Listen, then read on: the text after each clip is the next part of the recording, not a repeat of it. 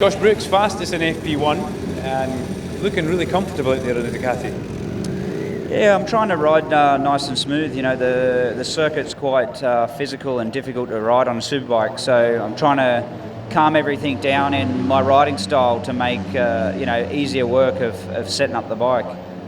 We've still got a couple of areas. Corner entry, especially into the last turn, seems to be a real focus point. We've made improvements with the bike since the test here. So, things are going in the right direction. We finished on top. So it's not all bad, but we've just got to keep focusing on the areas that we can improve, and then we should be able to put a decent bike on the grid for the race. Was there a few longer runs in that session for you? At the beginning, just sort of get into a rhythm and remember the track and sort of not be too focused initially on any of the negative thoughts. Just keep doing lap after lap and let the track come to me a little bit, and then at the end we'll sort of in and out of the pits a bit more, playing with some small changes, mostly just sort of like spring combinations and a little bit of damping changes and stuff like that, just to sort of start a direction of which way we want to go with the bike. And then we've got a pretty clear indication now what we want to try for FP2.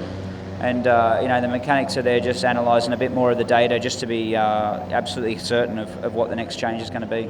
Was there any need for a tyre towards the end? Did you want to put a new tyre in to see if you can get the ultimate lap time?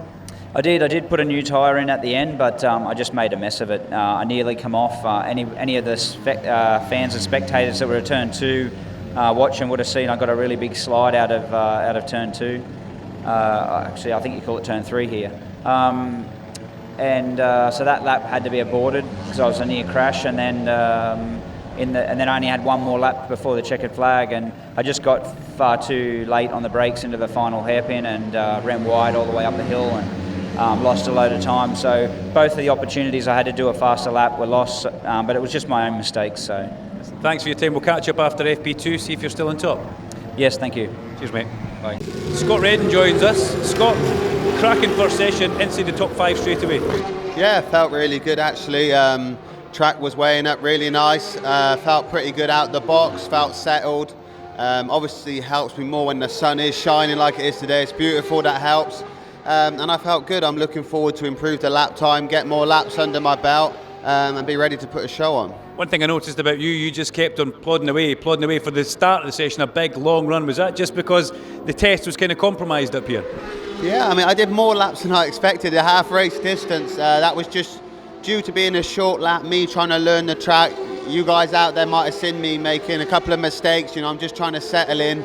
I need more laps, and I can understand braking markers where I can turn.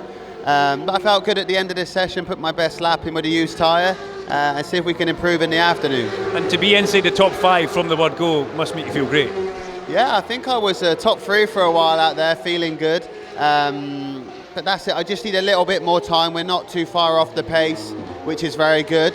So now I can work a little bit on bike setup instead of playing catch up. So we're in the ballpark again, which is good, and do our best to be set up, seeing if we can fight for a podium this weekend. Right, I'll let you go and get a coffee from Gio. I know he's waiting on you. Thank you very much, buddy. And we'll get Scott Redden after FP2.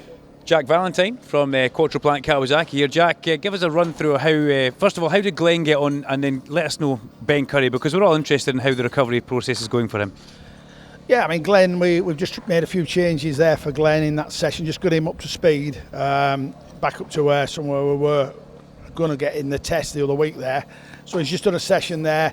Now we're making some more changes now to try and step up on that in the second session this afternoon. So hopefully that's going in the right direction. We need to find 3/10 at the moment, which is quite a lot around here, but if everything goes to plan, we're hoping to find that, because we had a lot of success here last year on the Kawasaki, as you know. In fact, there was a Kawasaki lockout on the podium, so it's going to be tough to get to that level again this year, but we'll be doing our best. Ben Curry come back this weekend, which I'm really pleased about. Passed the fitness test this morning. He's going to be sore, there's no question about it. I mean, it was a bad foot injury, but we're just easing him back into it, really. And he did all right in that first session. I mean, okay, we're not in the points, but he just took it steady, did what we asked of him.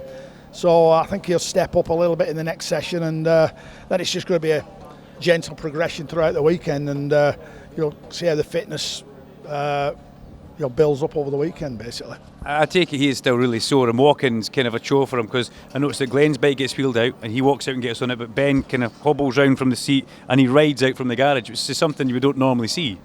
Yeah, I mean, just trying to ease it for him, really. That's all it is. Just keep him off his feet as much as he can. Because I mean, this track's quite demanding. The rider has to work pretty hard. They're coming up the straight here, they're pushing hard into the footrests and also around the back there. So he's doing all right. I'm quite pleased. It's good to see him back on the bike. And obviously the next round is 3 weeks away after here, so it should be pretty much there then. Thanks, Jack. It's tight at the top. It's going to get even closer, isn't it? It certainly is. It's going to be a good meeting. I mean, if the weather holds as well, I think you're going to have a good crowd here, and I'll put on a good show on for him. Thank you very much, mate. Cheers. Harvey Beltram from Honda. A decent first session for the guys in the Superbike class, and we've just about got the Super Stock bike to go out just now. But talk us about the Superbike, because the riders aren't here, so give us a run through how the guys got on. Yeah, for sure. It's a great start. Look at the weather. Where's my shades? Yeah. We've got work to do still. Obviously, it's a competitive championship, and we want more, and the guys want more, and hopefully we can figure out a few more things that they need to understand and be stronger around here. Like I say, the weather conditions are absolutely ideal for us, so can't ask for better conditions than this. The test that you guys did up here, was that valuable data, because the weather conditions are kind of similar? For sure, every time we come up here it's a bit of a lottery, as you well know. We have sometimes some great weather and sometimes it just catches you out, but for sure the day we had here was not too dissimilar to this, so good starting point for us. Young Mr. Neve's about to go out as well. We see him sitting at the back of the garage. How do you think he's going to fare in the Super Stock class?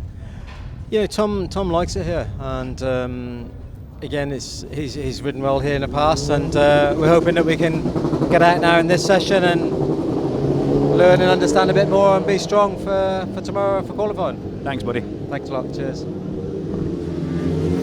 Stuart Easton, welcome to Knockhill Racing Circuit. It's good to see you in the pit lane, and you're now very much a racing dad. Yeah, it's good to be back at Knockhill in the sunshine and watching the sessions here. And I've come up to give Matt Truelove a bit of a hand. He asked me to come along and do a bit of spotting, have a look. So I thought, why not? It's good to be here. You'll be in this paddock before you know it with Finlay, won't you? Not unless I end up winning the lottery or robbing a bank. But I don't know. We'll see. We're doing motocross at the moment, so we're getting his teeth into that, and sometimes I wonder what I started. Do you still get that feeling when you're here? I want to be doing this. Not so much now. No. On days like this, it's nice, but I know how hard the guys are pushing and how much on the edge they are, and it's I don't miss that. But on the good days when you're standing on the podium, I miss that. Okay, give us a wee tip. Who's going to win this weekend? Too early to say, really. We've only had one session. The Kawasaki is always a strong bike here. Danny Buchan was second fastest there, so could be a good outside bet. Brookes strong as always, and Tarran, the Scottish, the home hero. So I don't know, it's wide open. You've named the top three in the session there. Well done. Enjoying the rest of the day. You're going to be here all day. Here all day and tomorrow as well. Thank you very much, Stuart. Catch you later. Cheers.